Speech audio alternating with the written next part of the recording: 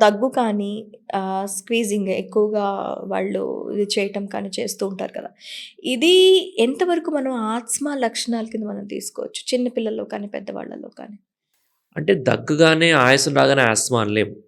దానికి ఒక హిస్టరీ ఉంటుంది. ఫ్యామిలీ హిస్టరీ ఉంటుంది. యూజువల్లీ ఏంటంటే అలర్జీస్ ఉన్న వాళ్ళకి ఫ్యామిలీలో ఎవరో ఒకళ్ళకి ఏదో ఒక అలర్జీ ఉంటుంది. అది డస్ట్ అలర్జీ ఫామ్‌లో కావచ్చు, సైనసైటిస్ అవ్వచ్చు, ఆస్తమా అవ్వచ్చు, స్కిన్ అలర్జీ అవ్వచ్చు, ఫుడ్ అలర్జీస్ అవ్వచ్చు. ఇలా different different types of allergies అనేవి ఫ్యామిలీలో ఉంటాయి. హిస్టరీ ఉంటుంది. హ్మ్. హ్మ్. అదే విధంగా ఈ పర్సన్‌కి పాస్ట్ హిస్టరీలో గూడా ఎప్పుడు డస్ట్‌కి ఎక్స్‌పోజ్ అయినా, కోల్డ్ ఐటెమ్స్ తీసుకున్నా, ఎనీథింగ్ విత్ కలర్స్, ప్రిజర్వేటివ్స్ తీసుకున్నా రియాక్ట్ అవుతారు in okay. Some form.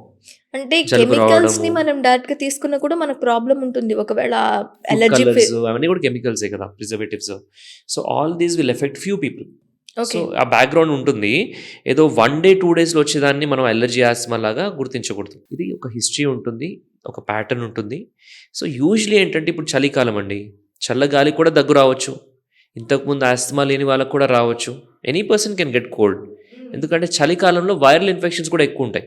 Okay. Viruses చాలా రెప్లికేట్ అవుతాయి. ఇప్పుడు మీరు చూసే ఉంటారు. ఇప్పుడు మీ ఆఫీస్‌లో గావచ్చు, ఎక్కడైనా సరే ఈ సీజన్‌లోనే జలుబులు ఎక్కువొస్తాయి. అవును.